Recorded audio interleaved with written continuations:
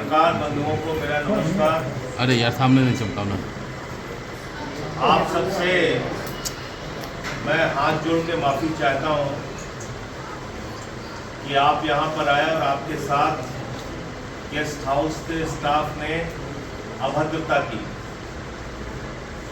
और मेरी पत्रकार वार्ता करने से आपको रोका गया। मेरी बातों से भारतीय जनता पार्टी को तकलीफ होती है, सत्ता पक्ष के लोगों को तकलीफ होती है। इसका मतलब ये नहीं कि आप पत्रकारों को अपमानित करेंगे। आप मना कर देते कि इस गेस्ट हाउस में मुझे नहीं रुकने का अधिकार है। मैं अपनी विशेषाधिकार समिति में ये मामला उठाता संसद के अंदर और तब आप आके वहाँ पे जवाब देते। आपके साथ जो अभद्रता की गई है इसका विषय मैं संसद के अंदर जो विशेषाधिकार समिति है उसमें शिकायत करके दूंगा। और यहाँ पर पत्रकार वार्ता ये किसी की निजी बिल्डिंग नहीं है, ये नीतीश कुमार जी ने नहीं बनवाई है और ना नरेंद्र मोदी ने बनवाई है।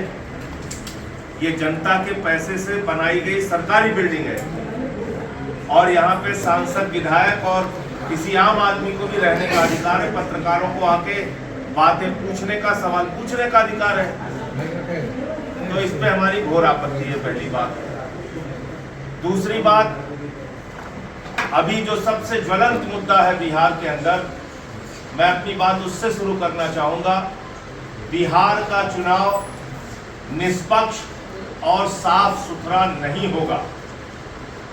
बिहार का चुनाव, मैं फिर दोहरा रहा हूं, बिहार का चुनाव निष्पक्ष और साफ सुथरा नहीं होगा।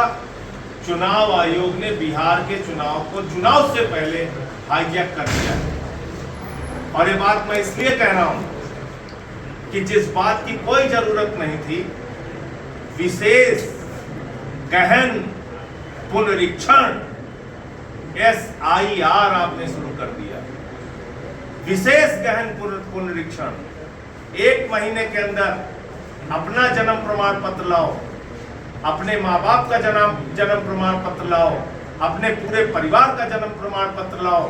1 महीने के अंदर अगर नहीं लाओगे तो मतदाता होने के अधिकार से तुमको वंचित कर लिया जाएगा। मैं पूछना चाहता हूं चुनाव आयोग से और भारतीय जनता पार्टी के लोगों से पूछना चाहता हूं, 11 साल हो गए तुम लोग अपनी डिग्री नहीं दिखा पा रहे हो। बिहार के लोगों से 1 महीने में तुम चाहते हो सारे कागजात को दिखा दे, जन्म प्रमाण पत्र अपना भी दिखा दे, अपने माँ बाप का भी दिखा दे, और 11 साल हो गया तुमको आज तक डिग्री नहीं दिखा पाए अपनी। तो आम आदमी पार्टी इसका घोर विरोध करती है और ये मंशा चुनाव आयोग ने अपनी पहले से ही साबित कर दी कि वो भारतीय जनता पार्टी के वरिष्ठ नेताओं के रूप में काम करेंगे, चुनाव आयुक्त के रूप में काम नहीं करेंगे। ये गैर जरूरी, अनावश्यक बिहार चुनाव को घपलेबाजी करने के लिए विशेष गहन पुनरीक्षण यानी कि SIR को थोपा गया है बिहार के लोगों के ऊपर। मैं इसका सबसे बड़ा भुक्तभोगी हूं। दिल्ली के विधानसभा चुनाव में, जहां लोकसभा चुनाव में 4 वोट थे, उसी मंत्री के घर में 33 वोट बना दिया गया, 26 वोट बना दिया गया, 28 वोट बना दिया गया मंत्रियों के घर में। और इसकी पूरी शिकायत जाके हमने चुनाव आयोग से की, लेकिन हमारी एक भी नहीं सुनी गई। दिल्ली के चुनाव में लोटा बांटा गया, साड़ी बांटी गई, जूता बांटा गया, चप्पल बांटा गया, रुपया बांटा गया, स्याही लगा दी गई पैसे दे दे के। केजरीवाल साहब को हरवाया गया, हमारी पार्टी को हरवाया गया, कहीं हमारी बात नहीं सुनी गई। और बिहार में वही साजिश चुनाव आयोग और भारतीय जनता पार्टी ने रची है। और इसलिए मैं फिर दोहरा रहा हूं, चुनाव आयोग ने बिहार के चुनाव को हाईजैक कर लिया है। निष्पक्ष चुनाव यहाँ पे नहीं होगा। अगर सुप्रीम कोर्ट ने 28 तारीख को कोई फैसला दे दिया, बावजूद इसके चुनाव आयोग अंतिम दिन तक, प्रमाण पत्र मिलने तक घपलेबाजी करेगी। इसलिए मैं बिहार की जनता से हाथ जोड़कर अपील करना चाहता हूं, आपके पास बड़ा मौका है, इस बार इकट्ठा होके इनकी जमानतें जब्त कराइए। ये चुनाव आयोग के साथ मिलके घपले करने का काम जो भारतीय जनता पार्टी ने शुरू किया है पूरे देश में, ये बाबा साहब के सपनों को कुचलने का काम है, ये लोकतंत्र की हत्या करने का काम है, ये आपकी आपके भाईचारे, आपकी संप्रभुता, आपकी एकता, आपकी देशभक्ति पर एक बड़ा जबरदस्त प्रहार है। तो इसलिए मैं ये मानता हूं कि इसकी कोई जरूरत नहीं थी और जबरदस्ती इसको थोपा गया, इसको वापस लिया जाए। विशेष तौर से इस पर जो प्रभावित होंगे वो बाहर रहने वाले बिहार के लोग जो दिल्ली में रहते हैं, जिनके लिए मैंने यहाँ पे अपने साथियों के साथ धरना दिया था, जिनके घर तोड़े गए, जिन बिहार के लोगों को बांग्लादेशी कहा गया, रोहिंग्या कहा गया दिल्ली के अंदर, मैंने उसकी लड़ाई लड़ी पार्लियामेंट के अंदर। वहां पे नड्डा साहब कह रहे थे ये लोग रोहिंग्या है, बांग्लादेशी है। मैंने कहा भाई इसमें किसी का नाम सीता है, किसी का नाम विवेक है, ये सब रोहिंग्या बांग्लादेशी हो गए? इसका कोई जवाब नहीं था। तो इस प्रकार की बातें, इस प्रकार का विचार करके ये लोग मतदाता सूची में घपलेबाजी करके हर राज्य में चुनाव जीत रहे हैं। ये बहुत गंभीर मामला है। दूसरा ये कि आम आदमी पार्टी पूरे बिहार के अंदर चुनाव लड़ेगी। हमने कैंडिडेट चयन की, जो यहाँ पे हमारे साथी हैं वो उस प्रक्रिया को शुरू कर चुके हैं। हमारे प्रभारी अजय यादव जी जो पूर्व विधायक हैं और हमारे अध्यक्ष राकेश यादव जी और यहाँ की टीम जो नाम रिकमेंड करेगी राष्ट्रीय कार्यकारिणी को, तो उस पर हमारे नेता केजरीवाल साहब और पूरी टीम मिलकर फैसला लेगी। हम अधिक से अधिक सीटों पर बिहार के अंदर चुनाव लड़ेंगे, क्योंकि आज यहाँ जंगल राज की स्थिति है। बिहार की राजधानी में गोपाल खेमका की हत्या हो गई और एक बड़े व्यापारी की हत्या हो जाती है। आप सोचिए उनके परिवार पे क्या बीत रही होगी कि 6 साल पहले उनके बेटे की हत्या हो गई, 6 साल बाद पिता की हत्या हो गई। आज उस परिवार को यहाँ से पलायन करने के लिए मजबूर होना पड़ रहा है। बिहार में जंगल राज की इस तरह से वापसी हुई है। हर जगह पे रोज खबरें आती हैं, कहीं हत्या, कहीं बलात्कार, एक बच्ची का बलात्कार, एक महिला का बलात्कार हुआ, उसके बाद पता चलता है मेडिकल कॉलेज में उसको ट्रीटमेंट नहीं मिला, उसकी जान चली गई। तो ऐसी तमाम घटनाएं बिहार में घटित हो रही हैं। शिक्षा की हालत बताने की ज़रूरत नहीं है, स्वास्थ्य की हालत बताने की ज़रूरत नहीं है, बदहाली की कगार पे है और नौजवान बेरोजगारी के कारण बिहार से पलायन करता है और आज उसकी संख्या 2,70,00,000 के करीब है पूरे देश के अंदर। ये कोई मामूली आबादी बिहार की नहीं है जो मजबूरी में बाहर रहती है।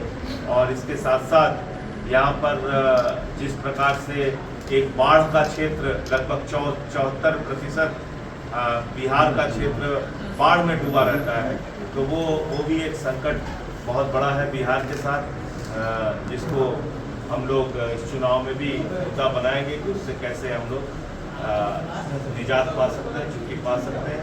बाकी शिक्षा, स्वास्थ्य, बिजली, पानी आम आदमी पार्टी का मुद्दा रहा है और इन मुद्दों को लेकर जनता के बीच में जाएंगे। गठबंधन में नहीं, गठबंधन में नहीं, अकेले दम पे लड़ रहा है। अकेले दम। कितने सीट पर लगभग तैयारी है आपकी?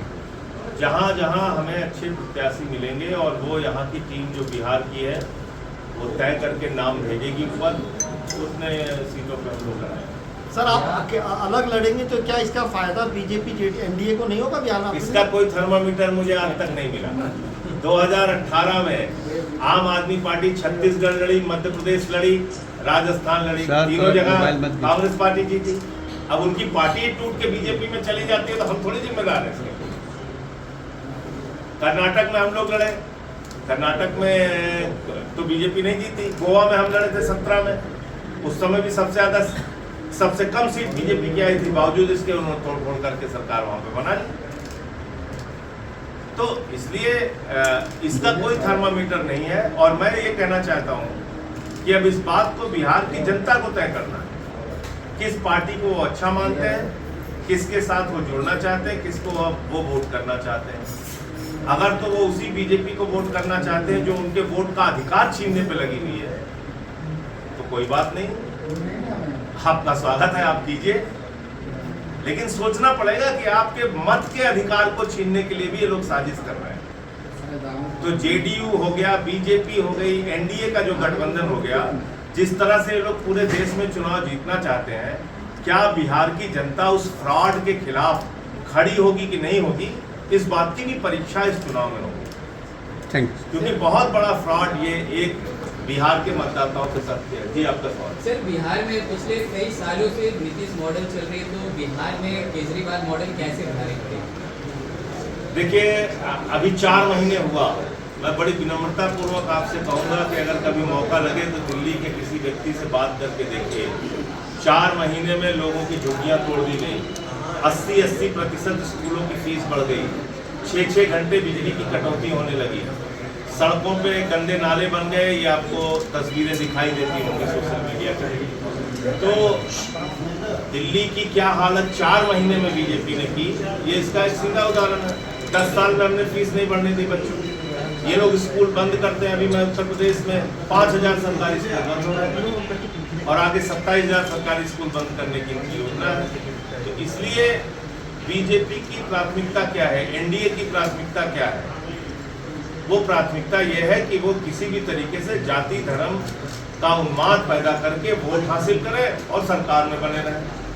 हम इस राजनीति में यकीन नहीं करते। हम स्कूल अस्पताल की बात करते हैं, बिजली पानी की बात करते हैं।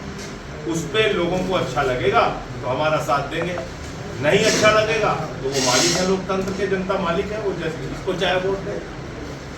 हम तो खाली हाथ जोड़ के अपील कर सकते हैं, उनके पास जा सकते हैं, अपनी बातें बता सकते हैं। Thank you. सत्ता और विपक्ष दोनों मजबूत है, ऐसे में आम आदमी पार्टी बिहार में क्या कर पाएगी? देखिए, मैं ये कहना चाहता हूं कि कई बार आपको प्रतिरोध के लिए भी कुछ जिम्मेदार लोगों को विधानसभाओं में भेजना चाहिए। जैसे सारे तंत्र का इस्तेमाल करने के बावजूद गुजरात में जनता ने 17,000 वोटों से गोपाल इटालिया को जिताया, आम आदमी पार्टी के कैंडिडेट। पूरी सत्ता लग गई गुजरात में, फिर भी वो जीत गया है। क्यों? क्योंकि संघर्षशील नेता है, लड़ते हैं, लोगों के लिए आवाज उठाते हैं। सदन में भी जाएंगे तो वहां भी आवाज उठाएंगे। राज्यसभा के अंदर हम लोग की संख्या बहुत ज्यादा तो है नहीं, लेकिन अपने मुंह से कहना ठीक नहीं लगाएगा। कोई ऐसा मुद्दा नहीं है जिसमें मैं सरकार के खिलाफ ना बोलता हूँ या ना घेरता हूँ। तो अगर आम आदमी पार्टी के कुछ चुनिंदा लोगों को, ठीक ठाक लोगों को लोग वोट करके विधानसभा में भेजते हैं तो निश्चित रूप से इससे लोकतंत्र मजबूत होगा, कहीं कमजोर नहीं होगा और वो अपनी भूमिका निभाएंगे जाके वहाँ पे। मैं यही विश्वास दिला सकता हूँ। क्या आप भी जाति के आधार पर टिकट का बंटवारा करेंगे? क्योंकि यहाँ तो जातिगत राजनीति होगी। नहीं, जाति के आधार पे और धर्म के आधार पे टिकट के बंटवारे में हमारा यकीन नहीं है। हमारा यकीन है अच्छे कैंडिडेट मिले और उस आधार पे हम लोग चुनाव में कैंडिडेट्स को उतारेंगे। क्योंकि यहाँ तो हालत आप देख ही रहे हैं कि पूरी तरीके से मैं तो फिर बार बार हैरान हूँ इस बात से कि चुनाव कैसे होगा। यहाँ चुनाव से पहले चुनाव हाईजैक हो गया है। अभी प्रदर्शन भी किया था महागठबंधन ने इस सवाल को लेके, उसका एक दृश्य भी हमने देखा। कांग्रेस पार्टी ने अपने एक वरिष्ठ नेता, युवा नेता और तेज तर्रार नेता कन्हैया कुमार जी को धक्का देके किनारे कर दिया, पप्पू यादव जी को धक्का देके किनारे कर दिया। ये ठीक बात नहीं है। ये व्यवहार, ये आचरण कांग्रेस पार्टी अपने ही नेताओं के साथ अगर कर रही है तो ये अच्छा नहीं है। तो अगर आप कुछ सवालों को उठा रहे हैं तो मिलकर उठाइए, उसमें बंटवारा प्रतीत नहीं होना चाहिए। हम ठीक है गठबंधन में नहीं है, लेकिन जिस दिन से ये फैसला आया है SIR का, लगातार इसके खिलाफ हम बोल रहे हैं। तो मुझे लगता है कि जो अभी फिलहाल सबसे पहली प्राथमिकता है बिहार के चुनाव को बचाने की, वो है SIR को। 20 साल से नीतीश कुमार बिहार में, कहा जाता है नीतीश कुमार जिधर सत्ता उधर। पिछली बार भी आप बिहार आए तो टारगेट बीजेपी, इस बार भी टारगेट बीजेपी। क्या नीतीश फैक्टर नहीं है या नीतीश कुमार को साइड करके आपको देख रहे हैं? नीतीश कुमार को तो बीजेपी ने ही साइड कर दिया है। आप बताइए मुझे, नीतीश कुमार को भारतीय जनता पार्टी की तरफ से जो सम्मान मिलना चाहिए वो मिलता है क्या? रोज उनके ही पीछे लगे रहते हैं काट छाट में। तो ये तो सर्वविदित सत्य है, कोई छिपी हुई बात नहीं। आम आदमी पार्टी बिहार में किस आधार पे मैदान में उतरना? हम अपने मुद्दे पे स्कूल, बिजली, पानी, शिक्षा, स्वास्थ्य, हमारा जो राजनीति का तरीका है, उसी आधार पर लड़ेंगे। 3 चुनाव दिल्ली में हम जीते तो बिजली पानी शिक्षा स्वास्थ्य के मुद्दे पे जीते, पंजाब में जीते बिजली पानी शिक्षा स्वास्थ्य के मुद्दे पे जीते, बिहार में भी चुनाव लड़ेंगे इसी मुद्दे पे। लेकिन आपके पास संगठन नहीं है, आप निरीक्षण पे सवाल क्यों उठा रहे हैं?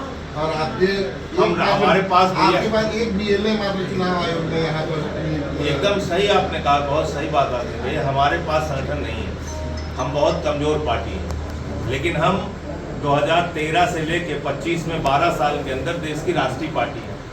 हमारे पास संगठन नहीं है, हम बहुत कमजोर पार्टी हैं, लेकिन जम्मू कश्मीर में भी हमारा MLA है, पंजाब में हमारी सरकार है, 22 MLA दिल्ली में है, 2 MLA गोवा में है, 5 MLA गुजरात में है, 14% वोट वहाँ पे है। हम बहुत कमजोर पार्टी हैं। दिल्ली की लहर सुन तो लीजिए, मैं सुन- नहीं सुने बोले आपने सवाल पूछा ना, 12 साल के अंदर अगर आम आदमी पार्टी को इतना बड़ा जनसमर्थन देश के पैमाने पर मिला, उसके बावजूद भी आप हमारा आकलन एक कमजोर और बिल्कुल नगण्य पार्टी के रूप में करते हैं, तो ये आपकी मंशा है, मैं उस पर अधिकार नहीं, मेरा अधिकार नहीं है कुछ बोलने का।